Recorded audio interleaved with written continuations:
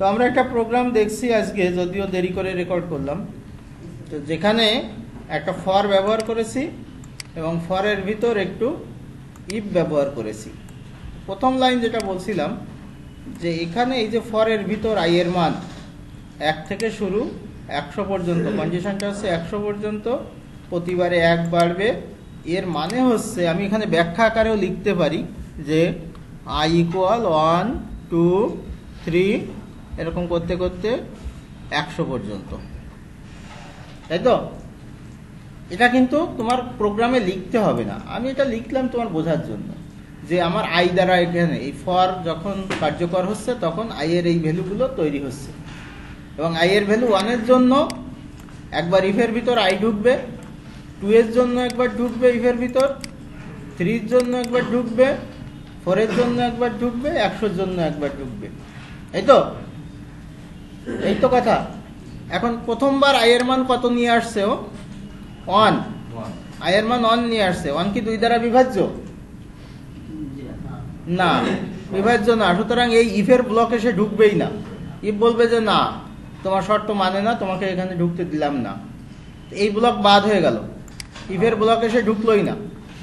তাহলে ফরের শেষে চলে গেল। শেষে গেলে বলছে যে লুপ তো, তুমি যাও দেখে আসো, চেক করে আসো তোমার কাজ শেষ হলো কিনা। তখন ফরের ভিতর ঢুকলো, ফর ওরে আইকে পাঠালো 2 দিয়ে, 2 নিয়ে ঢুকলো ইফের ভিতর। 2 দ্বারা বিভাজ্য, তাই তো? জোড় সংখ্যা 2 দ্বারা বিভাজ্য। কাউন্টের ঘরে যে 1 বাড়ালো, কত হলো কাউন্টের ঘরে? 1, তাই তো? কাউন্টের ঘর 0 ছিল, 1 বাড়ালে 1 হয়ে গেল। আর XYZ যে চলক, সেইখানে ওই 2কে লিখে দিল, আই এর মান 2। এরপরে শেষ করলো, আবার ফরে ফিরে গেল, মান নিয়ে আসলো কত? 3। 3 কি 2 দ্বারা বিভাজ্য? না, যেহেতু 2 দ্বারা বিভাজ্য না, সুতরাং এই ব্লকে ঢুকতেই দিবে না, বাদ। আবার ফিরে গেল, আই এর মান এখান থেকে 4 নিয়ে আসলো, 4 2 দ্বারা বিভাজ্য, তাই তো? ঢুকতে দিল। কাউন্টের ঘর আরো 1 বাড়ালো, এবার হয়ে গেল 2। 0 ছিল, 1 ছিল, এবার 2 হলো। আর আইকে প্রিন্ট করলো, ওই যে এখানে 4 প্রিন্ট করলো। এরপরে ঘুরে যে এখান থেকে নিয়ে আসলো কত? 5। 5কে 2 দ্বারা ভাগ করলো, মেলে না। ইফ বললো এখানে ঢোকার দরকার নেই, চলে যাও।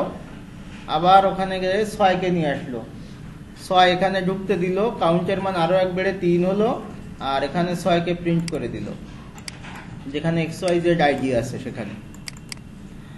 তারপরে 7কে দিল না, 8কে দিল, 9কে দিল না। এটা যখন শেষ হবে তখন কাউন্টের ঘরের মান হবে হয়তো 50টা, কারণ 50টা জোড় সংখ্যা আছে। আর 2 4 6 8 100 পর্যন্ত সংখ্যাগুলো প্রিন্ট হবে। কিন্তু এই কাউন্টকে আমি শো করতে বলিনি, বলেছি? শো করতে বলিনি। আমি যদি কাউন্টকে শো করতে চাই, ফরের বাইরে শো করতে হবে, বুঝতে পেরেছো? না হলে যতবার ওই লুপ ঘুরবে ততবার কাউন্টের মান প্রিন্ট করে যাবে। ধরো আমি যদি এখানে লিখতাম, এইখানে জাস্ট এখানে আমি যদি এইখানে এটা লিখতাম, তাহলে এটা ফরের ভিতর না? ফরের ভিতর। তাহলে 1 এর জন্য একবার কাউন্ট প্রিন্ট করতো, 2 এর জন্য একবার প্রিন্ট করতো, 3 এর জন্য একবার প্রিন্ট করতো। এই জন্য এখানে যাব না, আমি স্ক্রিপ্টের ভিতরেই লিখবো, কিন্তু ফরের বাইরে। এখানে হয়তো ডকুমেন্ট ডট রাইট কি দিব? কাউন্টটাকে এখানে প্রিন্ট করতে বলবো যখন ফর শেষ হয়ে যাবে তখন। আর এটা ইফের ভিতর ঢুকাই দিলাম কেন? কারণ হচ্ছে যখনই জোড় পাবে তখনই যেন সংখ্যাটা প্রিন্ট করে আসে। তো দেখি আমরা,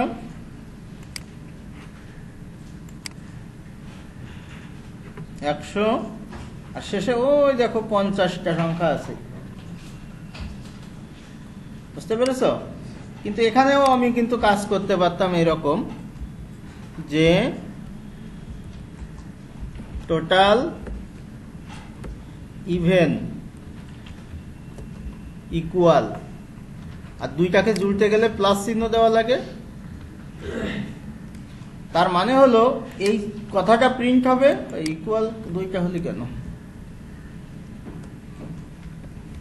আচ্ছা, এই লেখাটা সরাসরি প্রিন্ট হবে, তারপরে কাউন্টের মানটা প্রিন্ট হবে, তাই তো? আচ্ছা, তো দেখি এখন শুধু প্রিন্ট হয়েছে, এখন শুধু ওই কথাটা সামনে আসবে, ওই যে টোটাল ইভেন ইকুয়াল 50 দেখা যাচ্ছে না? তাহলে এখানে দেখো টোটাল ইভেন ইকুয়াল 50, এই কথাটা আমি শুধু জুড়ে দিয়েছিলাম সামনে, এই যে এর মাধ্যমে টোটাল ইভেন ইকুয়াল, তাই ওই লেখাটা আসছিল ডকুমেন্ট ডট রাইটে। দেখো তো কিছু বোঝা যায় কিনা। এখন আমরা এটা জোড় সংখ্যা বা বিজোড় সংখ্যা বের করতে পারি, যেমন এটা 2 দিয়ে ভাগ করে ভাগশেষ 0। এখন যদি এখানে 1 লিখতাম, ভাগশেষ 1, তাহলে কিন্তু বিজোড় সংখ্যাগুলো দিত, তাই না? যদি আমরা ভাগশেষ 1 লিখতাম তাহলে আমাকে বিজোড় সংখ্যাগুলো দিত। শুধু এখানে টোটাল ওয়ার্ড লিখলেই হতো, যদিও না লিখলে কিছু হয় না, কিন্তু ভুল তথ্য দিত আর কি, ওয়ার্ড, আর কিছু না। ওই 1 থেকে শুরু 100 পর্যন্ত শেষ, 2 দিয়ে ভাগ করবে, শুধু ভাগশেষ 1 হলে প্রিন্ট করবে, 0 না। এবার ভাগশেষ যদি 1 হয়, ভাগশেষ যদি 1 হয় তাহলে ও প্রিন্ট করবে, তা না হলে প্রিন্ট করবে না। শুধু এইটুকু চেঞ্জ করলে আমার প্রোগ্রামটা চেঞ্জ হয়ে যায়, আর কিছু না। দেখো আমার বিজোড়গুলো দেখাচ্ছে এবার 1, 3, 5, যেগুলোর ভাগশেষ 1, এবং একইভাবে টোটাল ওয়ার্ডও 50, ঠিক আছে? 99 পর্যন্ত দেখাচ্ছে, 100 তো আর দেখাবে না, কারণ 100 জোড় সংখ্যা। তো এখন তোমাদের যেটা বলছিলাম, অনেকেই একটা প্রোগ্রাম থেকে যখন আর একটা প্রোগ্রামে যাও, নতুন করে সব লেখো। তো এখন ধরো গতদিনের প্রোগ্রামটা যদি আমরা করি, যে ভাজক সংখ্যা বের করব, একটা সংখ্যা যেমন 20, 20কে আমি কি কি দিয়ে ভাগ করলে নিঃশেষে বিভাজ্য হয়, জাস্ট সেভ অ্যাজ করব। সেভ অ্যাজ, এখানে লিখলাম জেএস ডিভাইজার্স, আগের দিনও করেছিলাম, সেই নাম আছে। তো আমি এর ডিভাইজার্স 2, এটা আর একটা ফাইল করলাম। এখন আমার এই প্রোগ্রামটা কি সেটা, আমি এটা মুছে দিলাম, মুছে দিব, কিন্তু আমি এই অংশটা রেখে দিব, এই অংশটা রেখে দিব। কেন? আমি এটা কাজে লাগাতে চাই। এই দুইটা মুছে দিব, আমি এই দুইটা অংশকে কাজে লাগাতে চাই, এই জন্য আর লিখবো না। বুঝতে পেরেছো? আমার অতিরিক্ত কোনো ব্র্যাকেট ট্র্যাকেট আছে কিনা দেখে নিব, দরকার হলে এইসব আমি করে দিতে পারি, এই সমস্ত, বা এই যে এই লেখাগুলো, এগুলো আমি অফ করে রাখতে পারি, বা এখানেও আমি অফ রাখতে পারি, যে এটা থাকলো, দরকার হলে আমি এটাও অফ করে দিতে পারি, আমার স্ট্রাকচারটা থাকলো। এটা করলাম কেন? একটাই আমার সুবিধা, সেটা হলো যে আমার যেন এই জিনিসগুলো আবার লেখা না লাগে। এখন মনে করো এটুকু নাই, স্ক্রিপ্টটুকু আছে, আমি এটার উপর লিখছি, তো কতগুলো ভেরিয়েবল নেই, ভেরিয়েবল ধরো একটা আই নিলাম, ভেরিয়েবল আর কি নিতে পারি, আমি কাউন্ট নিতে পারি। আপাতত এটা থাকুক, ভেরিয়েবল সবসময় আগেই নিতে হয় না, যখন দরকার হয় সেই অনুযায়ী উপরে যে একটু লিখে নিতে হয়, এটা হচ্ছে নিয়ম। তো আমরা যে কাজ করব, আর একটা ভেরিয়েবল নেই, ভেরিয়েবল ধরো এক্স ইকুয়াল টু, আমি বলছিলাম যে 20, আমরা 20-র ভাজক সংখ্যা বের করব, তাই তো? ভাজক সংখ্যা বের করতে গেলে নিয়ম হচ্ছে, যে সংখ্যার ভাজক বের করব, যেমন 20-এর ভাজক বের করব, তাহলে কি করতে হবে? 20কে 1 দিয়ে, 2 দিয়ে, 3 দিয়ে, 4 দিয়ে, 5 দিয়ে 20 পর্যন্ত ভাগ করতে হবে। কি দিয়ে ভাগ করতে হবে? 1, 2, 3, 4, 5, এটা একটা সিরিজ না? সিরিজ হলে আমি কোন ফাংশন নিব? ফর। সিরিজ যখনই দরকার হবে আমার ফর নিব। ভালো কথা, নিলাম ফর। ফর ফর তো লিখতে পারি, তাই না? আমি আই ভেরিয়েবল নিয়েছি, আই এর মান ভাগ করব কি দিয়ে?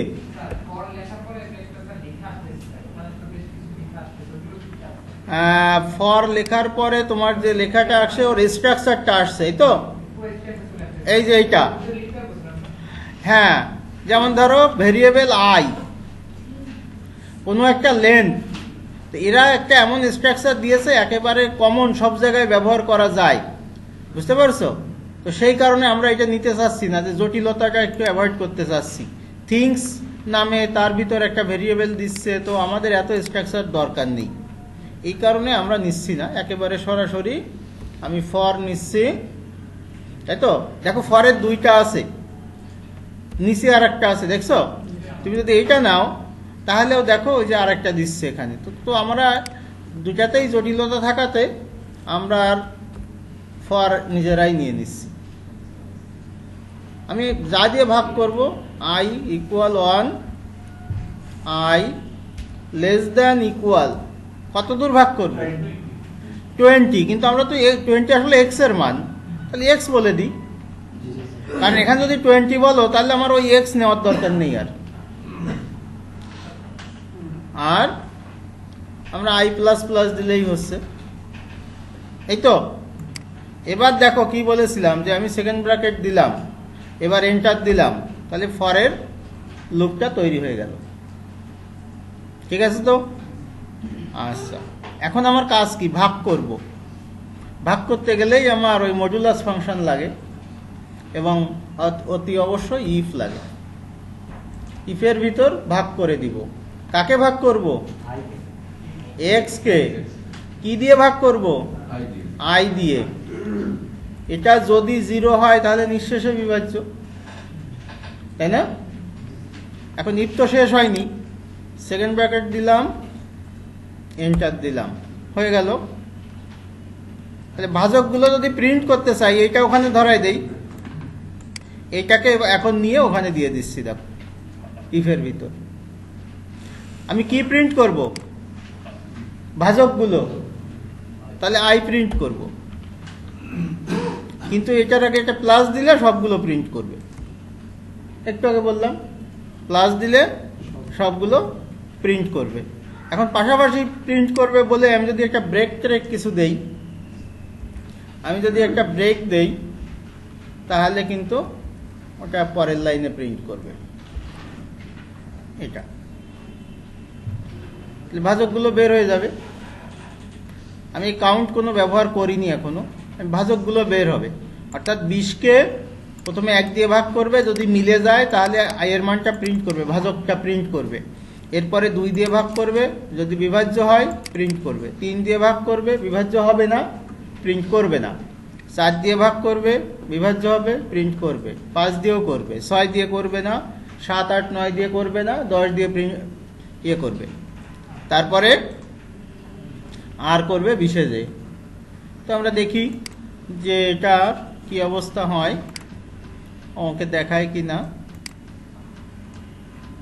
20-এর ভাজকগুলো 1, 2, 4, 5, 10, 20, তাই তো? এখন মনে করো যে তুমি চাচ্ছ যে না, কে যেন বলছিলে যে এই রেজাল্টগুলো যদি আরো একটু বড় চাই, তাই না?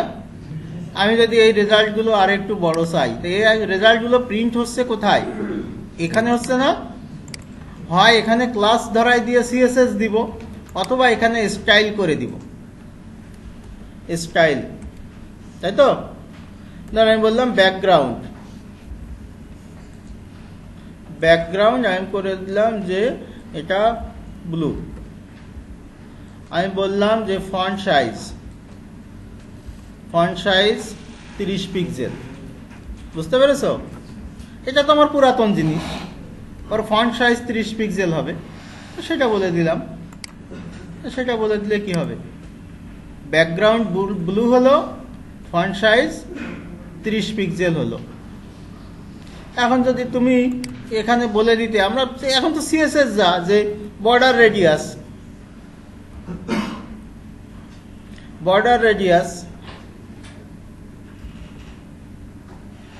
এই যে বর্ডার রেডিয়াস 50% করে দিলে এটা বৃত্ত হয়ে যায়, তাই তো? সেটা করে দিতে পারো। এখন এটা এখানে করবা, ইনলাইন করবা, না ইন্টারনাল করবা, না এক্সটার্নাল করবা, কিভাবে করবা, এটা তো এখন তোমার ইচ্ছা। এই যে এরকম হয়ে যাবে, তুমি যেখানে যেটা ধরবা। এটা এখন বাইরে চলে গিয়েছে। এখন ওইটাকে তুমি আউটপুট দেখানোর সময় যেটা দেখাবা, সেটা হচ্ছে তোমার এইচটিএমএল এবং সিএসএস এর ব্যাপার। সেটা তোমার মতো করে তুমি করতে পারবা। বা বর্ডার রেডিয়াস যদি আরো একটু ইয়ে করে দিতে, যে 20 পিক্সেল, তাহলে হয়তো অত খারাপ লাগতো না, সেটা হতে পারতো। ওই যে 5টা গোল হয়ে গেল। এখন যদি তুমি একটা ডিভের মেথড নিতে, এটা ডিভের উইডথ হাইট বলে দিতে, তাহলে সেটা হতো। এটা তো তোমার পুরাতন সিএসএস এর ভিতর।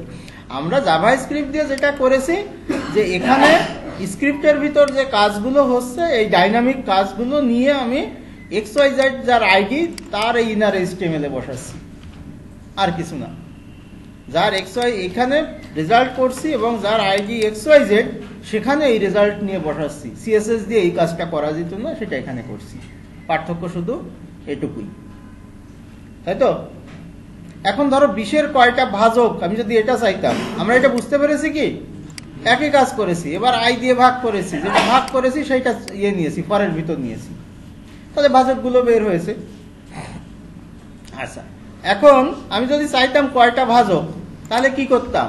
এখানে কাউন্ট ইকুয়াল টু 0 করতাম, আর ইফের ভিতর যখন ঢুকতো তখন এখানে বা নিচে করলেও হতো, এটা কাউন্ট প্লাস প্লাস করে দিয়েছি, কাউন্ট প্লাস প্লাস এটা করে দিয়েছি। আর ডকুমেন্ট ডট রাইট এর ভিতর আমি যদি শুধু কাউন্ট লিখতাম, দেখো এখানে অনেকের ভুল হচ্ছে, একটু খেয়াল করে নাও যে এই ভুলটা খুবই সাধারণ ভুল, কিন্তু অসতর্কতার জন্য হয়। যে ওই যে কোটেশন মার্ক দেওয়া নিয়ে একটু সমস্যা হচ্ছে। যে কাউন্ট যখন লিখছো তখন তো এখানে কোনো কোটেশন কিছু ব্যবহার করোনি, তার মানে এটা চলকের নাম। যদি কোটেশন দেওয়া থাকে তাহলে ওটা একটা স্ট্রিং, তোমার দেওয়া কিছু। আর যখন কোটেশন দিচ্ছ না, তখন কোনো ভেরিয়েবল নেম। তাহলে কাউন্ট একটা ভেরিয়েবল নেম।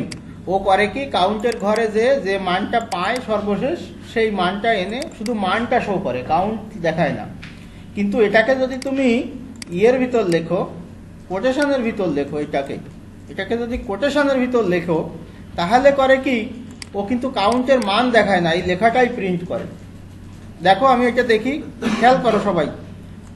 আমি যদি এখন দেখি তাহলে দেখবা যে কি বলছে, কাউন্ট লেখাটা দেখাচ্ছে। কেন দেখাচ্ছে? কারণ আমি এটা কোটেশনের ভিতর দিয়েছিলাম। তো এটা যদি কোটেশনের ভিতর না দেই, শুধু কাউন্ট লিখি এখানে, তখন ও ভেরিয়েবল ধরবে ওটাকে, চলো, তখন ওর ঘর খুঁজে বের করবে। এই যে ঘর, সেখানে দেখবে কত আছে, 0 তো প্রথমে ছিল, পরে যেটা হয়েছে তখন সেটা প্রিন্ট করবে, বুঝেছ? কাউন্ট এটা, তখন সেটা প্রিন্ট করবে। এবার দেখো কাউন্ট প্রিন্ট করবে না, কাউন্টের ভ্যালু প্রিন্ট করবে 6। কেন হচ্ছে?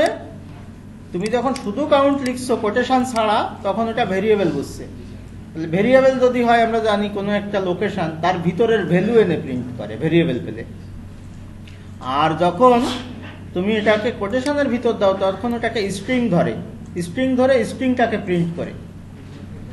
তো এখানে যদি একটা স্ট্রিং আমি চাইতাম, তাহলে আমি এটা দিতে পারতাম, যে এখানে প্লাস দিয়ে, এই যে এর ভিতর যা লিখবো সেটা প্রিন্ট হবে। একটু আগেই দেখলাম কোটেশনের ভিতর যা লিখবো সেটা প্রিন্ট হবে, প্লাস কাউন্ট পেয়েছে, কাউন্টের ভ্যালু প্রিন্ট হবে। তাহলে এর ভিতর আমি লিখলাম, এটার ভিতর দা নাম্বার অফ ডিভাইজার, ভাজক সংখ্যা। এবার কি লিখলাম? The number of ডিভাইজার্স equal. তোমরা অনেকেই দেখো, তোমাদের ত্রুটিটা আমি একটু ধরাই দিই মাঝে মাঝে। তুমি হয়তো এটা লিখছো, আরে বাবা তুমি যদি জানো যে তোমার হাত স্লো চলে, তাহলে এত কথা লেখার দরকার কি? তুমি শুধু ডিভাইজার লেখো, একটা কিছু লেখো সংক্ষিপ্ত বোঝার জন্য, তারপরে ওটা বাড়াতে তো সমস্যা নেই, এখানে সময় নষ্ট করে কি লাভ? তুমি মূল স্ট্রাকচারটা বোঝো কিনা সেটা। হ্যাঁ, টাইপ অফ দিলে ওটা টাইপ কি সেটা দেখাবে। আচ্ছা, এখন দেখো আমার রেজাল্ট কি ছিল, 6। এর আগে ওইটা দেখাই দিবে জাস্ট লেখাটা, দ্য নাম্বার অফ ডিভাইজার্স ইকুয়াল 6। এই যে এই অংশটা ছিল স্ট্রিং এর ভিতর, এই অংশটা ছিল স্ট্রিং এর ভিতর, সেইটা আমরা লিখেছিলাম এই যে স্ট্রিং এর ভিতর নাম্বার অফ ডিভাইজার্স, আর প্লাস দিয়ে কাউন্ট ছিল, ওটা স্ট্রিং এর ভিতর ছিল না, এই জন্য ওটার ভ্যালু প্রিন্ট করেছে। ঠিক আছে, এটা আমরা গতদিন এই কাজ করেছিলাম। তো এখন আমরা একটা জিনিস শিখবো, নিজেদের কাজ ভুলে যাও, মৌলিক সংখ্যা নির্ণয়। আমার আলটিমেট উদ্দেশ্য হচ্ছে মৌলিক সংখ্যা নির্ণয়, এবং আশা করি এই প্রোগ্রামে সে সোজা হবে, কঠিন হবে না। ধরো আমি এটা মুছে দিলাম, আমার এই কাজটাই মুছে দিলাম, তাই তো?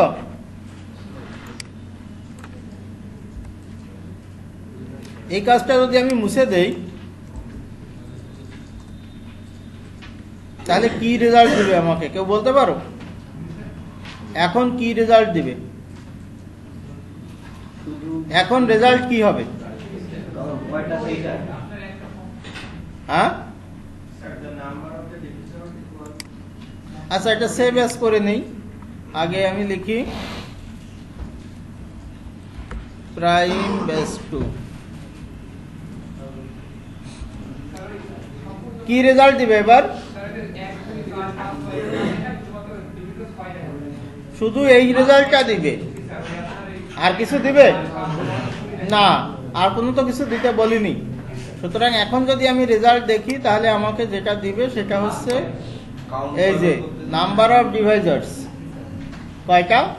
6টা।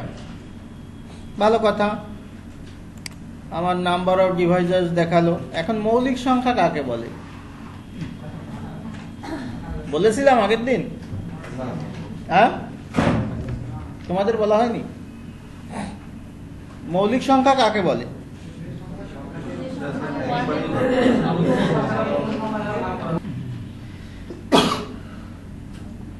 এখন আমরা দেখব যে কিভাবে মৌলিক সংখ্যা হিসাব করতে পারি। তা মৌলিক সংখ্যার জন্য আগে সংজ্ঞাটা ক্লিয়ার হতে হবে। মৌলিক সংখ্যাগুলো আমরা প্রায় বলে থাকি কি, যে এক এবং ওই সংখ্যা দ্বারা বিভাজ্য হলেই মৌলিক সংখ্যা। আমরা আরো একটু স্পেসিফিক বলবো যে ধনাত্মক পূর্ণ সংখ্যা, যে সকল ধনাত্মক পূর্ণ সংখ্যা একের চেয়ে বড়, তাদের ভিতর যদি দুইটা উৎপাদক থাকে বা ভাজক থাকে বা গুণনীয়ক থাকে, যাই বলি, কোনটা? এক এবং সেই সংখ্যা নিজে, যদি দুইটা মাত্র উৎপাদক থাকে তাহলে তাদেরকে আমরা মৌলিক সংখ্যা বলবো। তাহলে প্রথম কথা হচ্ছে যে একের চেয়ে বড় পূর্ণ সংখ্যা হতে হবে আর দুইটা ভাজক থাকতে হবে। তো আমরা একটু আগে দেখলাম যে কিভাবে ভাজক সংখ্যা বের করা যায়, এখানে ভাজক সংখ্যার প্রোগ্রামটা আছে। এখন শুধু এখানে একটু চেঞ্জ করে দিব, এটা মুছে দেই, এটা রাখতেও পারি, আমার ভাজক সংখ্যার এটা আমরা রাখতেও পারি, এটা রাখলেও কোনো সমস্যা নেই। আমি এখানে একটা কাজ করব, একটু খেয়াল করো, এখানে একটা কাজ করব, একটা ইফ জুড়ে দিব। ইফের ভিতর শর্ত হবে count equal to, double equal, খেয়াল করবা, যদি কাউন্টের মান 2 হয় তাহলে বলবো এটা মৌলিক সংখ্যা, তাই তো? এখানে লিখি এই যে এই জিনিসটাই তো নিয়ে আসতে পারি, ডকুমেন্ট ডট রাইট, বা এইটুকু আনতে পারি। কপি করে তুমি যদি লিখতে সমস্যা হয় এখানে কোটেশনের ভিতর দিয়ে দিব, এখানে বলবো এক্স, আমার সংখ্যাটা ছিল x is a prime number. কি বললাম? যদি কাউন্ট, আমি ভাজক সংখ্যা রেখেছি কোথায়? কাউন্ট ভ্যারিয়েবলের ভিতর। যদি ওখানে 2 পাই তাহলে আমি লিখবো x is a prime number,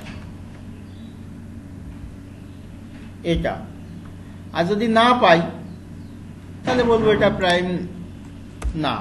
else দিয়ে দিই, ELSE, এলস। এলস দিয়ে কি করব? আমি আবার ওই কোডটা লিখব এবং এখানে কি হবে? এই জিনিসটাই নিয়ে আসবো, আর কিছু না। এই জিনিসটা কপি করে এখানে বসাই দেব, আর এখানে শুধু নট কথাটা লিখে দিব, নট। কি বললাম? আমাদের এই কাউন্টের ভিতর এখন তো কয়টা ভাজক সেইটা আছে, তাই তো? ও, এটা খেয়াল করিনি। আচ্ছা, নট এখানে দেই, এটা যা হয়, is not a prime number. আচ্ছা, তো যেটা বলছিলাম, এই কাউন্টের ভিতর কি আছে আমরা আবার গোড়ার থেকে একটু দেখে আসি, যে আমার 1 থেকে x পর্যন্ত সংখ্যাগুলো বের করলাম এখানে ফর দিয়ে। তার মানে এখানে আমার রেজাল্ট হচ্ছে আই এর মান কত, আই এর মান হচ্ছে 1। এটা কিন্তু লেখা লাগবে না, আমি বারবার বলছি 3 4 5 এরকম করতে করতে 20 পর্যন্ত না বলে আমরা এভাবে বলি এক্স পর্যন্ত। এক্স এর মান এখন 20 বলে 20 পর্যন্ত, আমি 30 দিলে 30 পর্যন্ত, যা হবে সেটা, তাই তো? এটা কমেন্টে লিখলাম, এটা কমেন্টে লেখার কারণে এটা বোঝার জন্য যে আমার ফর লুপের ভিতর এই মানগুলোর জন্য চলবে। প্রথমে এক্স কে আই দিয়ে ভাগ করলাম, আই মানে কত 1 দিয়ে, যদি বিভাজ্য হয় সবাই বিভাজ্য হবে, তাই তো 1 দ্বারা। সুতরাং কাউন্টের মান 1 বেড়ে গেল। তারপরে আই এর মান 2 দিয়ে ভাগ করবে, 3 দিয়ে ভাগ করবে, যেটাই মিলবে কাউন্টের মান 1 করে বাড়বে। এখন ফর থেকে বের হয়ে গেল, কি করে বুঝলাম? এই যে এটা দিলে দেখা যাচ্ছে এটা ফরে যে শেষ হচ্ছে। এখন বলছে নাম্বার অফ ডিভাইজার্স, কয়টা ভাজক পেলাম সেটা বের করলাম। এ লাইন না লিখলেও কিছু হবে না, আমার আগেরটা রয়ে গিয়েছে, এটা জরুরি না। এ লাইন লিখলে ভাজকের সংখ্যাটা শো করবে, এই রেজাল্টটা শো করবে, আর না লিখলে এটা শো করবে না। আমার মূল টার্গেট কিন্তু পরের লাইনটা, এইটা ইফ। ওই যে কাউন্ট ভেরিয়েবল, ওর ভিতর যদি 2 পাই, তার মানে কি 2টা ভাজক, তাই না? এর ভিতর যদি 2 থাকে তার মানে 2টা ভাজক। 2টা ভাজক বললে বলবে x is a prime number. X মানে কত? ওই যে উপরে আছে এটা। আর যদি না পাই এলস, তাছাড়া x is not a prime number, x মৌলিক সংখ্যা না। এই হলো কাহিনী। তো আমরা দেখি, আরে কপাল তোর কি হলো রে, not a prime number document dot right, কি সমস্যা? ও এটা আমার ইয়েটা চেঞ্জ করেছি, file name. Open in browser, দেখি এটা আসছে 6-এর পাশে একটা 20 চলে আসছে, তাই না? ওটা পরের লাইনে হলে ভালো হতো। তো পরের লাইনে হলে ভালো হতো, কোথায় ভালো হতো? এইখানে কাউন্টের পরে এখানে একটা ব্রেক দিয়ে দিই। কি করে ব্রেক দিব এটা কে বলতে পারবে? ব্রেক তো বিআর দিব, কি করে? একটা প্লাস দিব, তারপরে কোটেশনের ভিতর ট্যাগটা দিয়ে দিব বিআর, কোটেশনের ভিতর ট্যাগ দিব, তাহলে ব্রেক হয়ে যাবে। তো এটা দেখি এখন ব্রেক নিল কিনা, রিফ্রেশ করি, ব্রেকটা নিল, তাই তো? ব্রেকটা নিল। 20 ইজ নট এ প্রাইম, 6টা ভাজক আছে। আর একটা দেই, অন্য সংখ্যা দিয়ে আসি। এটা যদি ধরো 17 দেই, তাহলে কি হবে? 17 দিলে যেটা হবে, ডিভাইজার হচ্ছে 2 আর 17 ইজ এ প্রাইম নাম্বার। 2টা যেহেতু আছে, সুতরাং এটা একটা মৌলিক সংখ্যা। বোঝা গিয়েছে? 2টা ভাজক থাকলে সে মৌলিক সংখ্যা, 2টা ভাজক থাকলে সে মৌলিক সংখ্যা। তবে এখন তোমাদের কাছে একটা প্রশ্ন, সেটা হলো, মনে করো আমি ভাগ করা শুরু করব 2 দিয়ে। আমি 1 দিয়ে ভাগ করা শুরু করেছি না? আমি ভাগ করা শুরু করব 2 দিয়ে, আর শেষ করব x-1 পর্যন্ত। বুঝতে পেরেছো? তাহলে 17-র কয়টা ভাজক হবে? তো আমরা এখন মৌলিক সংখ্যা বের করার জন্য যেটা দেখছিলাম সেটা হলো যে আসলে আমি যদি 2 না হয়, জোড় মৌলিক যদি না হয়, একটা মাত্র জোড় মৌলিক আছে 2, আর সকল মৌলিক বিজোড় সংখ্যা, তাহলে আমরা ভাগ করতে পারি বিজোড় সংখ্যা দিয়ে। 3 থেকে শুরু করব, আর যে সংখ্যাটা নিব, যেমন 39, এর অর্ধেক পর্যন্ত ভাগ করব, প্রতিবার বাড়াবো 2 করে। 3 থেকে শুরু করে প্রতিবার 2 বাড়াবো, তাহলে আমার কি হবে? তাহলে আমার যেটা হবে সেটা হলো যে শুধু বিজোড় সংখ্যা দিয়ে ভাগ হবে। তাহলে 39-এর কয়টা ভাজক পাবো এখন? 2টা। আসলে 39-এর ভাজক 4টা, এখন 2টা পাবো। কিন্তু ভাজক যদি 0 হয় তাহলে মৌলিক বলবো, কারণ আমি 1ও বাদ দিয়েছি, 39ও বাদ দিয়েছি, কিন্তু কাজ কমে গেল কিন্তু অনেক। আমার কাজ না, কম্পিউটারের কাজ। ছোট সংখ্যা বলে আমরা বুঝতে পারছি না, বড় সংখ্যা হলে তখন এটা ধরা পড়বে। তো সেভ করি, দেখো ভাজক 2টা দেখাবে। ডিভাইজার দুইটা দেখাইছে আর এটা প্রাইম নাম্বার না। একটা প্রাইম নাম্বার যদি দেই, যেমন ধরো 139 কি প্রাইম আমরা জানি না, তাই তো? 139 প্রাইম কিনা আমরা জানি না, একটু দেখে নেই। ডিভাইজার 0 তাহলে প্রাইম নাম্বার, তাই তো? এর আর কোনো ভাজক নাই। কিন্তু এটা একটা ভুল তথ্য দিচ্ছে কিন্তু আমাদের, যে ডিভাইজার কিন্তু 0 না। আমরা লিখেছিলাম 3 থেকে শুরু করে 64 পর্যন্ত, 64 না 74 পর্যন্ত, 64 পর্যন্ত, আচ্ছা এর অর্ধেক পর্যন্ত আর কি, 69 পর্যন্ত। তো সেখানে ভাজকগুলো দেখাচ্ছে। এখন ধরো এটা যদি আরেকটা সংখ্যা থাকতো, এরকম অনেক বড় সংখ্যা হলে, এর রেঞ্জের বাইরে হলে তখন আবার কাজ করতে পারে না। এখন এত বড় সংখ্যাকে ভাগ করতে গেলে এতগুলো সংখ্যা, এখন যখন x/2 দিব তখন একবার হয়ে যাবে অর্ধেক, আবার যখন শুধু বিজোড় সংখ্যা দিব তখন আরেকবার হবে অর্ধেক। সুতরাং কয়টা ভাজক আছে সে বের করবে। অবশ্যই এই রেঞ্জ সে পারবে কিনা জানি না, ওর রেঞ্জের বাইরে যদি হয়।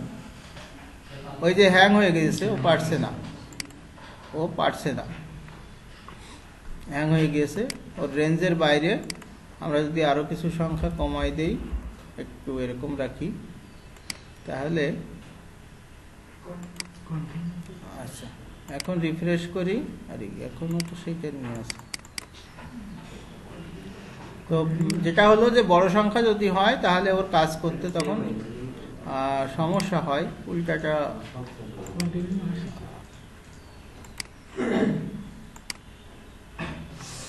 তো এটা সেভ করা হয়েছিল না, যে কারণে এটা বেস্ট টু। এবার দেখো এটাও মৌলিক সংখ্যা, তাই তো? এটাও মৌলিক সংখ্যা। এখন যদি এখানে একটা জোড় দিয়ে দিতাম তাহলে ভাজক সংখ্যা কিন্তু অ্যাকুরেট বের হবে না, কারণ আমি বিজোড় দিয়ে ভাগ করছি। তো এই জন্য আমি তখন এটা মুছে দিয়েছিলাম, যে এটা কমেন্টের ভিতর দিয়েছিলাম যে ভাজক সংখ্যা যেহেতু অ্যাকুরেট আসছে না, কিন্তু পরে আমি দেখালাম যে কিভাবে এটা করতে। যাই হোক, তো আমাদের এই হচ্ছে মৌলিক সংখ্যা, যে কিভাবে আমরা এটা কাজ করতে পারি, একটা মৌলিক সংখ্যা বের করতে পারি। এখন আমরা জাভাস্ক্রিপ্টের বেসিক শিখছিলাম এই কয়দিন ধরে, তার কিছু কাজ শেষ করলাম। কারো যদি নেট খোলা থাকে একটু কাইন্ডলি নেটটা অফ করে রাখো, আর আমি একটু এখন নেটে ঢুকবো। W3 স্কুলসের আমরা যেহেতু একটা প্ল্যাটফর্ম আমরা ইউজ করছিলাম, যে কি কি কাজ করব। আমরা জাভাস্ক্রিপ্ট যখন শেষ হয়ে যাচ্ছে তখন আমরা আসলে যে কোয়ারিতে ঢুকবো, কিন্তু আজকে ঢুকবো না। আজকে আমরা আরো কিছু গুরুত্বপূর্ণ কথা মনে রাখার চেষ্টা করব, যে কথাগুলো আমাদের কাজে লাগবে। শেষের দিকে আছে,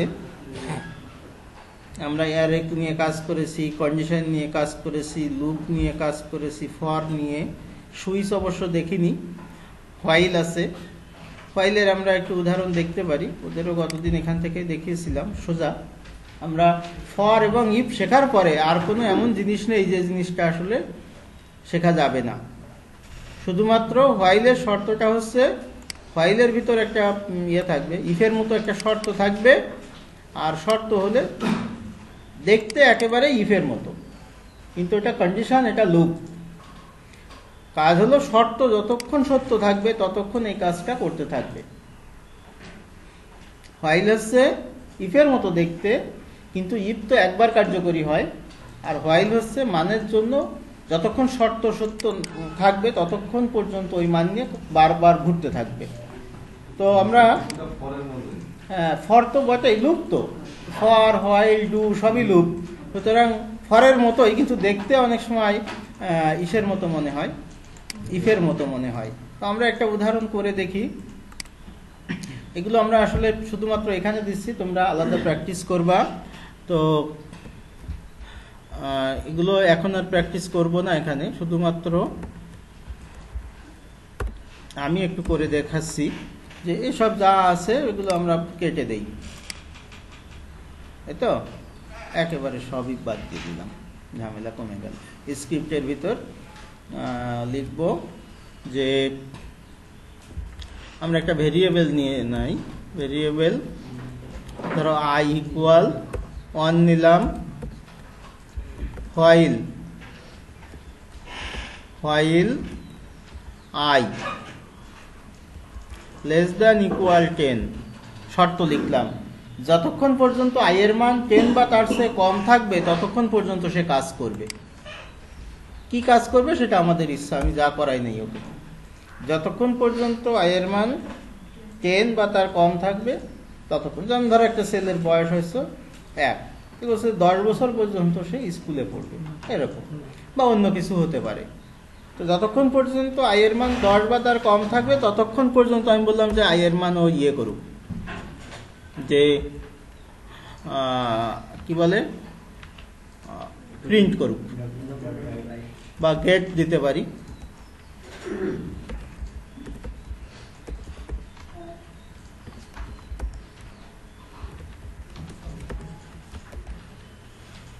gate element document dot get element by ID দিয়ে দেই, তাই তো।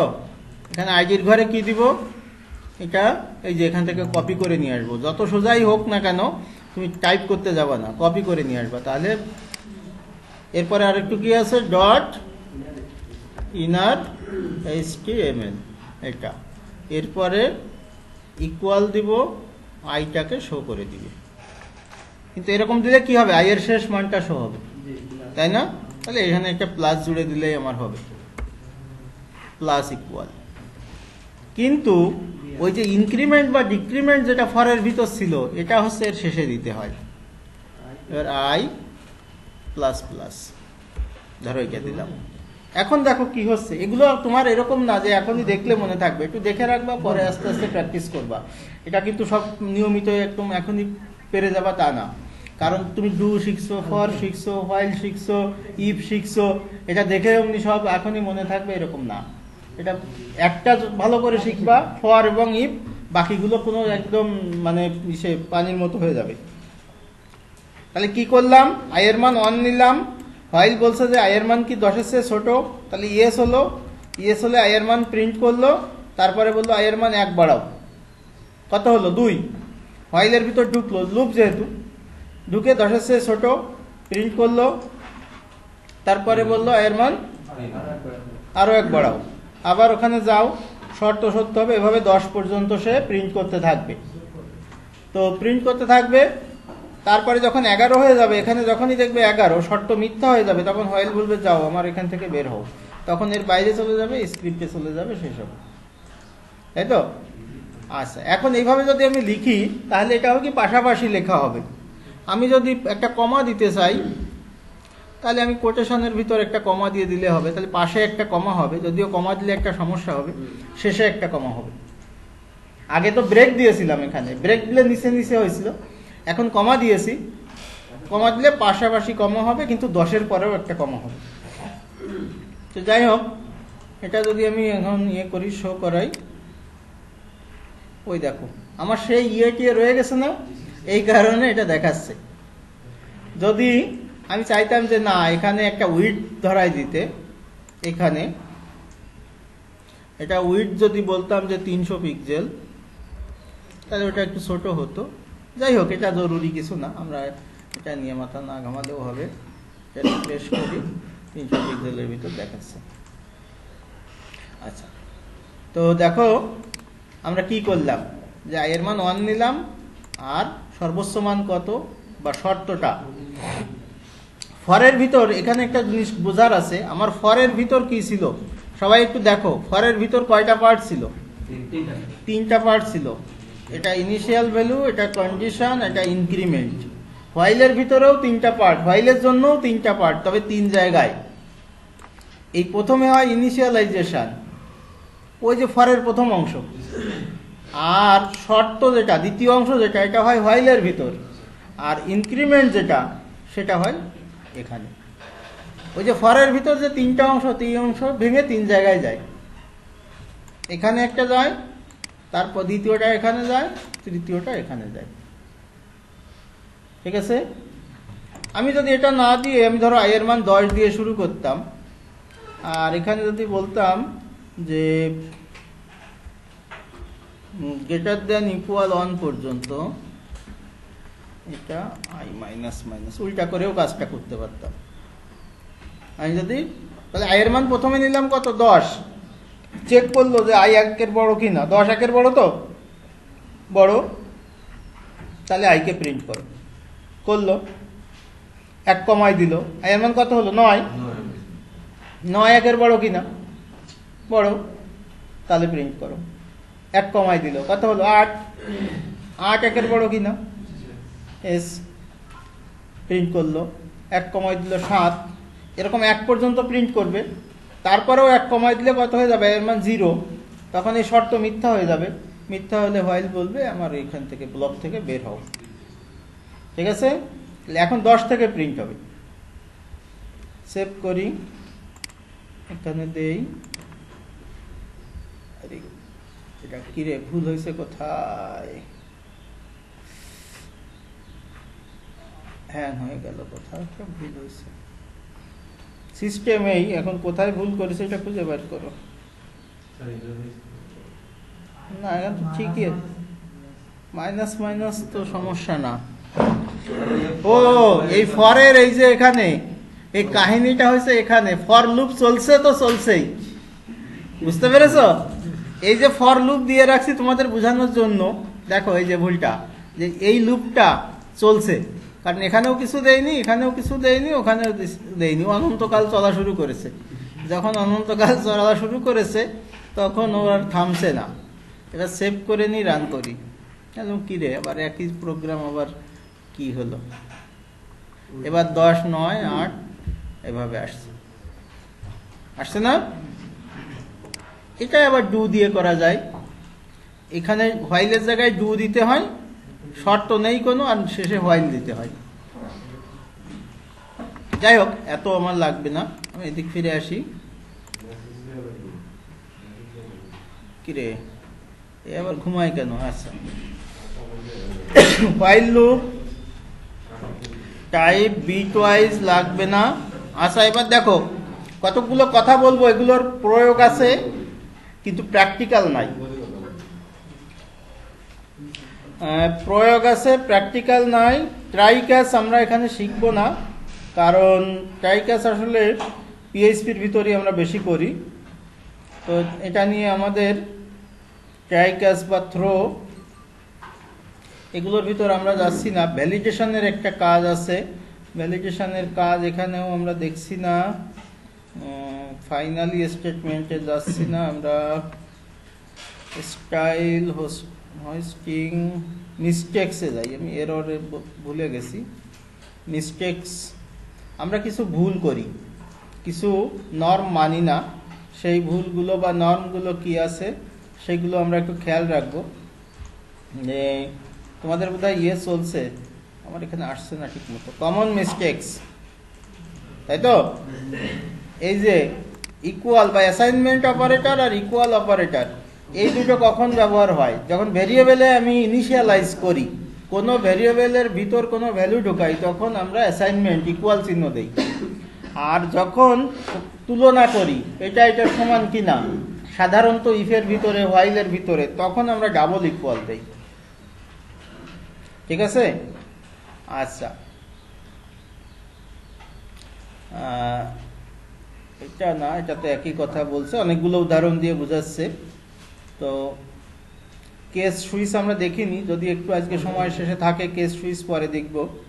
এই যে একটা একটু আগে আমি বলছিলাম অ্যাডিশন এবং কনক্যাটেনেশন।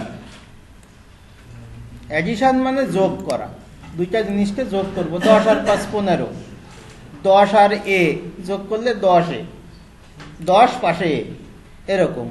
কিন্তু কনক্যাটেনেশন হচ্ছে দুই টাইপের জিনিসকে, ওই যে 10 আর এ, আর অ্যাডিশন মানে 10 যোগ 5, একই টাইপের জিনিসকে যুক্ত করে। যেমন ধরো এই যে 10 আর 5, এটা এ, আর এটা স্ট্রিং। আমরা করছিলাম কাউন্ট আর ওর সাথে আর একটা, এটা করছিলাম দ্বিতীয়টা স্ট্রিং, এবং সেটা কনক্যাটেনেশন। আর যখন দুইটা ভ্যালু যোগ হচ্ছে তখন এটা অ্যাডিশনের যোগ। কারণ দুইটার জন্য একই চিহ্ন। মিস আন্ডারস্ট্যান্ডিং ফ্লোটস, এটা আর একটা জিনিস। এটা দেখো আর একটা জিনিস, এটা কখনো কখনো তৈরি হয় এই ভুলটা। তো এই ভুলটা হলো যে আমাদের হাতেও নেই, তোমাদের হাতেও নেই, কম্পিউটারের হাতে, কিন্তু যে তৈরি করেছিল তার হাতে। এ করে কি, যখন আমরা ফ্লোট নাম্বার নেই বা দশমিক সংখ্যা নেই, তখন ও 15 ডিজিট না কয় ডিজিট যেন নেয়, এবং তখন নিতে যে শেষে যে একটা অতিরিক্ত সংখ্যাও যোগ করে দেয়, যে কারণে পয়েন্টার আর 0.2 যোগ করলে 0.3 হওয়ার কথা, কিন্তু না হয় হয়তো অন্য রেজাল্ট দেয়। সেই ক্ষেত্রে ওইটা পূর্ণ সংখ্যা দিয়ে গুণ টুন করে এভাবে ভেজাল করে দেখানো যায়। তো এইসবের আমাদের খুব বেশি। ব্রেকিং এ জাভাস্ক্রিপ্ট, জাভাস্ক্রিপ্টে ভেঙে ফেলা। যেমন ধরো ভেরিয়েবল এক্স, তুমি যদি এই লাইনটা পরে লেখো, নিচের লাইনে যদি পরের লাইনে লেখো তাতে কোনো সমস্যা নেই, কিন্তু এই যে স্ট্রিংটা হ্যালো আর ওয়ার্ল্ড দুইটা শব্দ, এর মাঝখানে যদি ভেঙে ফেলো তাহলে সমস্যা আছে। খুঁটিনাটি বিষয়, এগুলো মনে রাখতে হয়।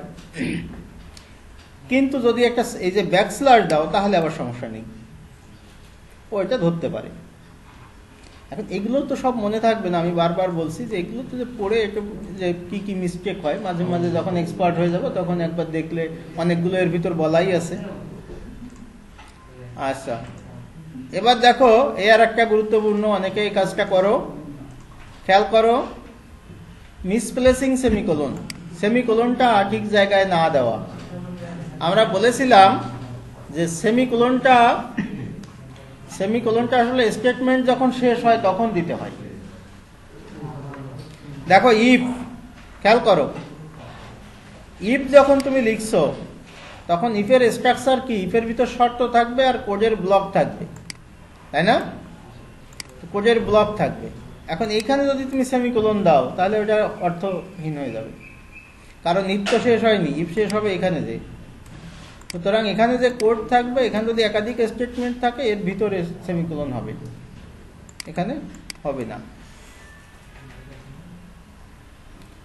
তারপরে রিটার্ন স্টেটমেন্ট, এই যে আমরা ফাংশনের ভিতর দেখেছিলাম রিটার্ন, তো রিটার্নকে ভাঙা যাবে কি যাবে না তার কিছু রুল আছে।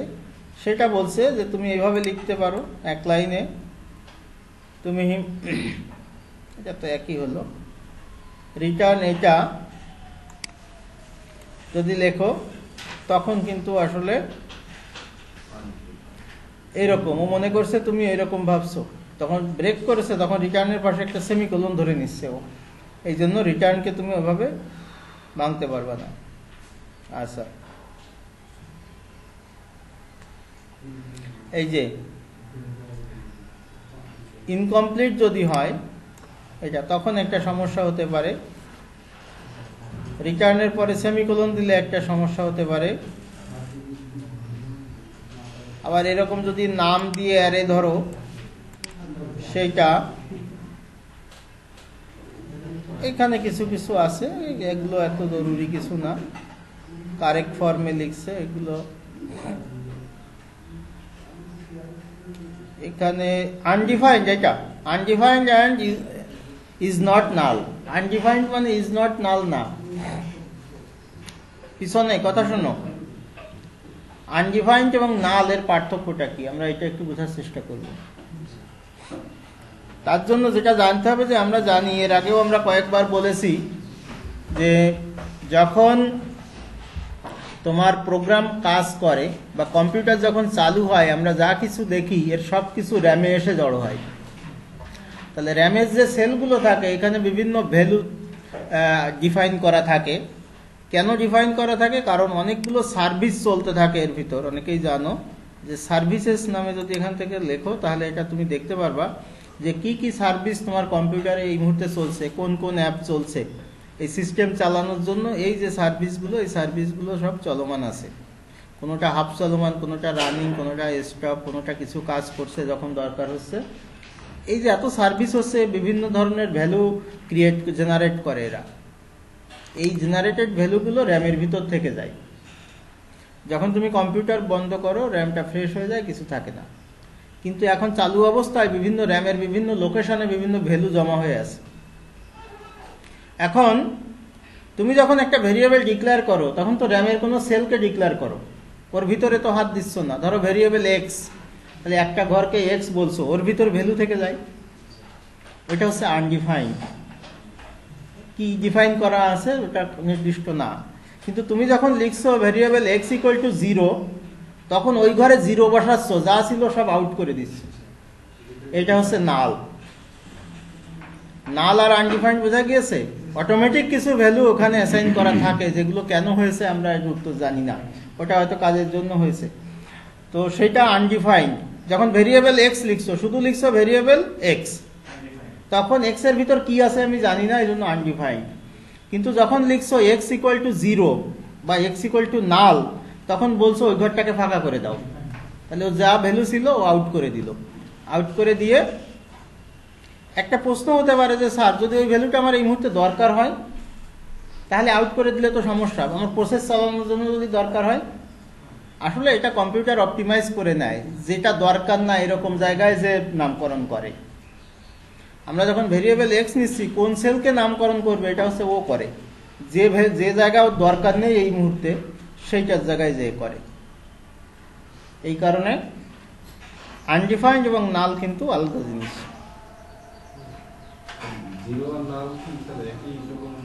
হ্যাঁ, জিরোকে অবশ্য মাঝে মাঝে আলাদা করে ব্যবহার করা যায়, শূন্য আর কি, এক্ষেত্রে একই। আচ্ছা, নাল লিখে একই হবে।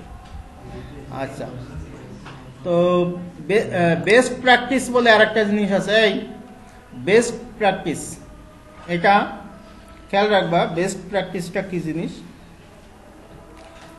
বেস্ট প্র্যাকটিসটা হলো যে আমরা কিছু ওই যে নর্ম ব্যবহার করি, তাই না? নর্ম ব্যবহার করি মানে কি, ধরো রাস্তা দিয়ে একটা ছেলে যাচ্ছে, তুমি তার গা ঘেঁষে গেলে, আবার যদি একটা মেয়ে যায় তাহলে একটু নির্দিষ্ট দূরত্ব বজায় রাখলে, এটা হচ্ছে আমাদের প্র্যাকটিস। এখন তুমি যদি ওরকম না করো, তাতে যে পৃথিবী ধ্বংস হয়ে যাবে তা না। ওই মেয়ে কিছু হয়তো মনে করছে না, আবার অন্য লোক দেখে হয়তো মনে করবে এটা বেয়াদব। তো এরকম কিছু নর্ম আছে যেগুলো ফলো করতে হয়। তার ভিতর কতগুলো আমরা দেখে নিব। গ্লোবাল ভেরিয়েবল একটা কথা আছে, এটা আমরা ব্যবহার করিনি এখানে, এটা পিএইচপিতে করব এবং যে কোয়ারিতে যে একটু দেখব, সুতরাং সেটা অ্যাভয়েড করার কথা বলেছে। সুতরাং আমরা যেহেতু করিনি, আমরা অ্যাভয়েড করেই আসি, সমস্যা নেই। অথবা মিনিমাইজ করতে বলেছে, যত কম ব্যবহার করা যায়। গ্লোবাল ভেরিয়েবল মানে বাইরে ডিক্লেয়ার করা, ফাংশনের বাইরে। Always declare local variable. ওই যে ফাংশনের ভিতর ভেরিয়েবল এক্স, আমরা যা করেছি ওটা সবই লোকাল ভেরিয়েবল, সুতরাং কোনো সমস্যা নেই। ডিক্লারেশন অন টপ, প্রথমেই ডিক্লেয়ার করবে। দেখো স্ক্রিপ্ট লিখেই প্রথমে ভেরিয়েবল ডিক্লেয়ার করি না? অনেকে দেখবে যে স্ক্রিপ্ট উপরে লিখে নিচের ভেরিয়েবলকে খোঁজার চেষ্টা করেছে, কার কাজ যেন রেজাল্ট হচ্ছিল না। তো আমরা সে কাজ করিনি, সুতরাং আমাদের ওই ভুল হওয়ার চান্স কম। আচ্ছা, তো যখন একই কাজ বারবার করতে হয় তখন লুপের ভিতর দিতে হয়, এগুলো আমরা ব্যবহার করেছে। ইনিশিয়ালাইজ ভেরিয়েবল, এই যে এটাও একটু বললাম, এই যে ভেরিয়েবলটা ইনিশিয়ালাইজ করে রাখা। এই যে এখানে ফাঁকা, কিছুই লিখিনি, এখানে 0, এই তো এটা ওই যে নাল ফাঁকা করে নিয়েছি। আর নাম্বার, স্ট্রিং বা বুলিয়ান যদি হয়, এটাকে ডিক্লেয়ার করার দরকার নেই, তাই তো? যেমন ধরো x equal to John, new string John, এরকম লেখার দরকার নেই। এই নিউ লিখবো অবজেক্ট হিসাবে ওর দেয়া জিনিস, যেমন ডেট লিখেছিলাম আমরা, এরকম। এই একই কথা বলছে। নিউ অবজেক্ট, এইরকম জিনিসগুলো লিখলেও কাজ করে, ও মাঝে মাঝে ঝামেলা করে, কিন্তু এগুলো আমরা করব না। এই বুলিয়ান অ্যারে, রেগুলার এক্সপ্রেশন দরকার নেই। অটোমেটিক টাইপ কনভার্সন, যেমন ধরো এই যে এক্স ইকুয়াল টু হ্যালো লিখছে, variable x equal to hello. এখন এটার টাইপ কি, কোন টাইপের জিনিস? Hello string. পরের বারই বলছি যে x ইকুয়াল টু 5, এটার টাইপ কি? নাম্বার। তাহলে আগে বললাম ধরো এই ঘরটার নাম x, আগে বললাম এর ভিতর হ্যালো রাখো, পরে এসে বলছি না এর ভিতর 5 রাখো। আগে তো ঘরের টাইপ হয়ে গেছিল স্ট্রিং, এখন হয়ে গেল নাম্বার।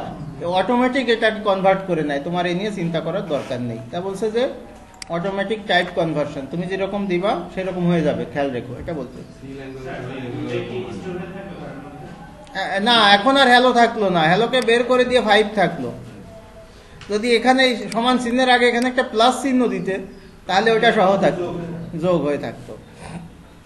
এই যে বিভিন্ন উদাহরণ দিয়েছে, এটা রিল্যাক্স মোডে চলে। সি প্রোগ্রাম বা অন্য প্রোগ্রাম এত রিল্যাক্স না, সি তো মোটেই না রিল্যাক্স। যাই হোক, এই যে এটা বহুবার বলা হয়েছে, সুতরাং টাইপ এবং ভ্যালু দুইটাই চেক করে, আর দুইটা ইকুয়াল দিলে শুধু ভ্যালু চেক করে, তাই তো।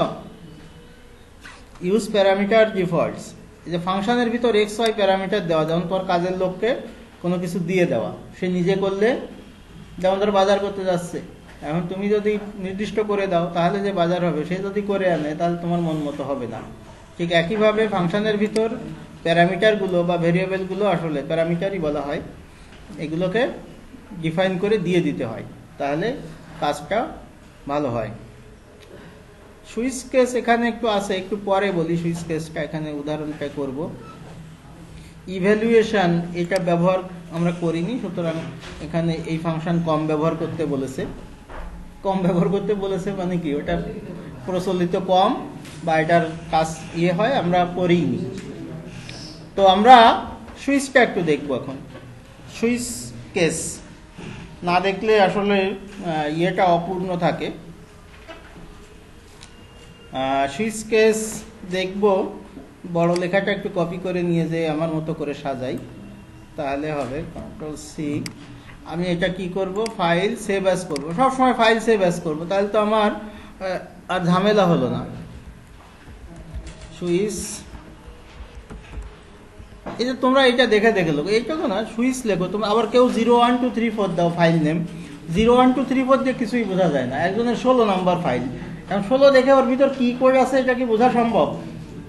এখন আমি ওটা দিয়ে কি করবো? কিন্তু এখানে দেখো আমার এই যে Deviser, do while, event, for event number, hello, এই সমস্ত গ্রেড, বিভিন্ন রকম প্রাইম নাম্বার, হোয়াইল, সুইচ, বিভিন্ন রকম আছে। আমি কিন্তু দেখেই বুঝতে পারি যে কোনটার ব্যবহার কোথায় আছে। আমার যদি সময় কম থাকে সাথে সাথে ওইটা ক্লিক করে নিয়ে আসতে পারি। আচ্ছা, আমি এখানে যেটা কপি করে আনছি এটা পেস্ট করে দেই। কি কি আছে এটা ভুলে যাই।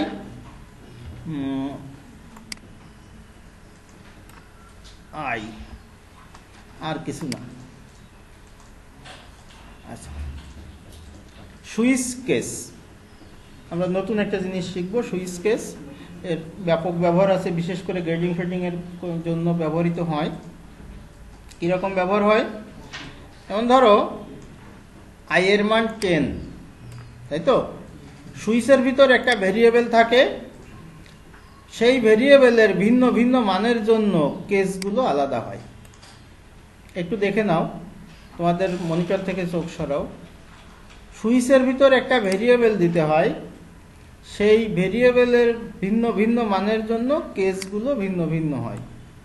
যেমন ধরো আই, সুইচের ভিতর ভেরিয়েবল দিয়েছি কত, আই এর মান যদি 0 হয় তাহলে বলছি জে ইকুয়াল টু সানডে, বা এটা আমি জে দিতে পারি, ওখানে জে দেওয়া আছে তো, তাহলে আমি জে দেই, এবং এখানেও জে দেই, জে দিলাম। সুইচে আমার ভেরিয়েবলটা আছে জে, এর মান ধরো 4 দিলাম। এখন বলছে যে কেস 0, তার মানে সুইচের ভিতর যদি 0 পাই তাহলে বলবে সানডে, কাজ শেষ, ব্রেক। এখন বলছে যে এর মান যদি 1 পাই তার মানে কেস 1। সুইচের ভিতর যত মান হওয়া সম্ভব ভেরিয়েবলের সবগুলো দিয়ে কাজ করতে হবে। কেসের মান যদি 1 হয় তাহলে আমরা বলবো মানডে, তাহলে এটা শেষ হয়ে গেল। বুঝতে পারার মতো এখনো আমি বলে পারিনি। আমার যখন বলা শেষ হয়ে যাবে তখন এটা দেখব। এটা আগে একবার রেজাল্ট দেখব, তারপরে এটা আবার ভেঙে ভেঙে দেখব। আমরা বলছি এখানে একটা ভ্যালু আছে J4। যেমন ধরো ইংরেজি মাসের সপ্তাহের হিসেব করা হয়, 0 হচ্ছে সানডে, 1 হচ্ছে শুরু সপ্তাহ মানডে, তারপরে 2 হচ্ছে টিউসডে, তারপরে 3 হচ্ছে ওয়েডনেসডে, 4 হচ্ছে থার্সডে, 5 হচ্ছে ফ্রাইডে, 6 হচ্ছে স্যাটারডে, আর কিছু নেই, 6 পর্যন্ত আছে। এখন ধরো যে এটা 4, তাহলে এখানে 4 পেলে কি হবে? 4 পেলে বলবে থার্সডে। তাহলে আমার এই ডের মান কি কি হতে পারে? 0 থেকে 6। তাহলে সুইচের কেস হবে 6টা। আর যদি 7টা, ডের মান 7টা হয় তাহলে কেস হবে 7টা। তাহলে 7 যদি হয়, আমি যদি এটা না করে অন্য কিছু লিখতাম তাতে কিছু যায় আসে না। আমি ধরো এটা 1 এর জন্য লিখলাম, বা এটা 7 এর জন্য লিখলাম, 7, তাও হতে পারে। যেটা পাবে ও সেইটা দিয়ে কাজ করবে। হ্যাঁ, যে কোনো, আমরা 0 দিয়ে আপাতত করে দেখি ও কি বলে। জের মান কত? 4। তাহলে সুইচের ভিতর আছে কত? 4। তাহলে ও কেস 4 খুঁজে বের করবে। কেস 4 কোথায় আছে? এখানে। এখানে যে কি দেখবে? জের মান হচ্ছে থার্সডে, তাই তো? এই থার্সডেটা ও দেখাবে। ঠিক আছে, তো আমাদের এটা কিছুই দেখায়নি কেন বলো তো? আমরা দেখানোর মতো কিছু লিখেছি? ডকুমেন্ট ডট রাইট বা কিছু লিখেছি না। ডকুমেন্ট ডট রাইটটা লিখে দিই এবার। এই জন্য ডকুমেন্ট ডট রাইট কি ভেরিয়েবলটা দিয়ে দিব এখানে, তাই তো? জে। তাহলে দেখো এবার গোড়া থেকে দেখো, আবার আমার একটা জে ভেরিয়েবল নিয়েছি যার ভিতর আছে 4। সুইচের ভিতর জে কে ঢুকাই দিলাম, মানে সুইচের ভিতর 4 কে ঢুকাই দিলাম। এখন সুইচের ভিতর যদি 0 হয় তাহলে এটা কাজ করবে। আমার 4 মানে কোনটা কাজ করবে? এটা, থার্সডে। 6 পর্যন্ত কাজ করবে। যদি 6 এর বাইরে পাই তাহলে বলবে আননোন। তাহলে জে এর ভিতর ছিল কি আমার? 4। আর সুইচ কেস বলছে কি 4 এর জায়গায় জে এর ঘরে ও ঢুকাই দিচ্ছে থার্সডে। এখন আমি শেষে এসে বলছি ডকুমেন্ট ডট রাইট জে। তাহলে জে এর ভিতর অরিজিনালি ছিল কত? 4। ঢুকলো কত? সুইচের মাধ্যমে থার্সডে। 4 এর জায়গায় ঢুকলো থার্সডে। এখন আমি জে কে দেখাতে বলছি, তাহলে কি দেখাবে? থার্সডে দেখাবে। সুতরাং সে আমাকে থার্সডে দেখাবে। বুঝতে পেরেছ? এখন প্রশ্ন হচ্ছে যে স্যার এখানে আমার J4 লিখে আমার থার্সডে দেখানোর দরকারটা কি? আমার J4 লিখে থার্সডে দেখানোর দরকারটা কি? আমার কেন দরকার সেটা আমি বলছি, যে যেটা কপি করে আনছিলাম সেটা দেখাই, তাহলে বুঝতে পারবা।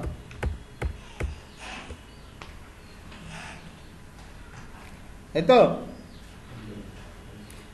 আচ্ছা, তো আমি এই জিনিসটা এখানে নিয়ে যাই, কপি করে এটা নিয়ে গেলাম। এখানে জে লিখি, জে, এখানে জে। এখন মজাটা দেখো, যে একটা ভেরিয়েবল, তার ভিতর কি নিয়েছি? নিউ ডেট, একটা অবজেক্ট নিয়েছি এবং তার গেট ডে, এটা নিয়েছি না?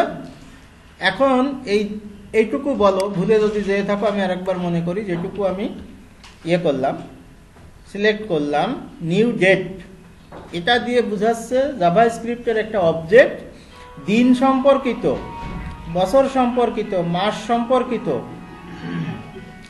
যতগুলো আছে সবগুলো আমার প্রোগ্রামে আমি নিয়ে আসলাম ডেট ফাংশন দিয়ে, অবজেক্ট বলে। এর ভিতর বলছি ডেটের ভিতর থেকে শুধু ডে, আজকে কততম দিন এটা বের করে নাও। ডেটের ভিতর থেকে আজকে কততম দিন এটা বের করে নাও। কততম দিন আজকে? বৃহস্পতিবার, 4। তাহলে আসলে ডে এর ভিতর গেল 4। এখন এখানে দিয়ে দিলাম 4, 4-এ যে আমি বলেছি থার্ডস ডে, এই ডেটটা কোত্থেকে নিবে? তোমার এই যে কম্পিউটার থেকে নিবে, এই ফাংশনটা যদি আজকে কাজ করো তাহলে এটার ভ্যালু হচ্ছে 4, এইটুকুর ভ্যালু হচ্ছে 4। তুমি যদি এই ফাংশনটা কালকে কাজ করো, এটার রেজাল্ট দেখাবে 5, তখন ডে এর ভিতর কত হবে? 5। সুইচের ভিতর কত ঢুকবে? 5। তার মানে এটা ডে হচ্ছে ফ্রাইডে। এখন এই ফাংশনটা লিখে যদি তোমার ওয়েবসাইটের উপরে রেখে দাও এটা, তাহলে ওই ডেটটা দেখাবে যে আজকে হচ্ছে ফ্রাইডে। ওটা যখন স্যাটারডে হয়ে যাবে অটোমেটিক স্যাটারডে হবে, অটোমেটিক কাজ করবে, তোমার আর এটা করতে হবে না। এটা কি সিএসএস দিয়ে এইচটিএমএল দিয়ে ওইভাবে করা যেত না। সুইচ কেস দিয়ে আমরা বের করতে পারি, ডু হোয়াইল দিয়েও করতে পারি, আমরা যে কোনোটা দিয়েই করতে পারি। একটা সুইচ কেসের ব্যবহার আমরা দেখলাম যে এটা কিভাবে কাজ করে। আরে কোথায় গেলি? হারাই গেছি, কোনো ফাংশন হয়তো ভুল আছে। যাই হোক, এটা হচ্ছে মূল কথা হচ্ছে ডেট। আমরা ওদিক ফিরে যাই আমাদের কাজগুলোতে যেখানে ছিলাম। এখানে যদি দেখতে চাও এখানতেও দেখতে পারো, ওখানে কোথায় একটা হয়তো সেমিকোলন, ও ডকুমেন্ট ডট রাইটে বোধহয় সেমিকোলন বা ডকুমেন্ট ডট রাইটই তো নেই, আর আসবে কোত্থেকে? হ্যাং হয়ে যাচ্ছে, তাই তো? সরি, এটা কি লিখলাম? এটা ডকুমেন্ট ডট রাইট না লিখলেও হতো, তোমরা এখন পারো। এটা দেখো ভুল হচ্ছে, ডে লিখলেই হবে, তাই তো? ডে লিখলে রেজাল্টটা দিবে। অথবা তুমি যদি আরো একটু ডিজাইন করতে চাইতে তাহলে তুমি এটা লিখতে পারতে টুডে ইজ এইটা, এবং এখানে প্লাস দিতে হবে ডে, এটা প্লাস দিতে হবে। তাহলে এটা কোনটায় ছিলাম? Today is Thursday. কালকে যদি এই প্রোগ্রামটা আমি রান করি তাহলে টুডে ইজ ফ্রাইডে এটা দেখাবে। এটা যদি কোনো ওই যে ট্যাগের ভিতর নিতে, সেটা ডিজাইন করতে, যা যেভাবে করতে সেটা সেভাবে দেখাতো। তো এভাবে আমরা সুইচ কেসের কাজটাও একটু দেখে নিলাম। আর ইভ্যালুয়েশনটা আমাদের লাগবে না। ডিবাগিং একটা আছে, ডিবাগিং শব্দটা অন্তত জেনে নাও। তো এরা একটা কোটেশন দিয়েছে, errors can happen every time you write some new computer code. যখনই কোড লেখো তখনই ভুল হওয়ার চান্স থাকে, না লিখলে আর ভুল টুল হয় না। তো এই ভুলটা সংশোধন করা, বাগ মানে হচ্ছে সার পোকা, বিইউজি, বাগ মানে সার পোকা খুঁজে বের করা, পোকা খুঁজে বের করা। আসলে এটার একটা গল্প প্রচলিত আছে, সেটা হলো যে নাকি ওই যে আগে যখন মেইন ফ্রেম কম্পিউটার, ঘর জুড়ে কম্পিউটার ছিল, তখন নাকি পোকা ঢুকেছিল আর খুঁজে পাওয়া যাচ্ছিল না, সেই বাগ মুক্ত করা। এখন হচ্ছে ভুল ত্রুটি মুক্ত করা, তাই তো? তো এগুলো ডিবাগ করা যায় F12 দ্বারা, console.log দিয়ে করা যায়। এটা ডিবাগের জন্য ব্যবহৃত হয় বলে আমরা আর এইটা আউটপুট আমরা দেখিনি, তাই তো? এটা এখানে দেখে নিতে পারবা। সেটিং ব্রেক পয়েন্টস, এসবের ভিতর একটু অ্যাডভান্স লেভেলের, আমরা যাচ্ছি না। কিওয়ার্ডটা হচ্ছে ডিবাগার, এই যে ডিবাগার ব্যবহার করতে পারো, ভুল থাকলে দেখায় দেয়। আচ্ছা, অধিকাংশ ইয়েতে F12 চাপলে ডিবাগার কনসোলটা চালু হয়, একটু দেখে নাও। আচ্ছা, আর একটা হচ্ছে ফায়ারবাগ দিয়ে কাজ করা যায়। ফায়ারবাগ তো আমরা দেখিনি, দেখেছি কি না? আচ্ছা, ফায়ারবাগটা আছে এখানে, উনি আছেন এখানে, তো আমরা দেখা হয়নি। আমরা ওই সময়ের ভিতর একটু মনে করো যে ওটা দেখবো, ফায়ারবাগের কাজ। আর ভার্সন টার্সন দরকার নেই, সুতরাং আমরা জাভাস্ক্রিপ্টের বেসিক স্ট্রাকচারটা এখানেই শেষ করলাম।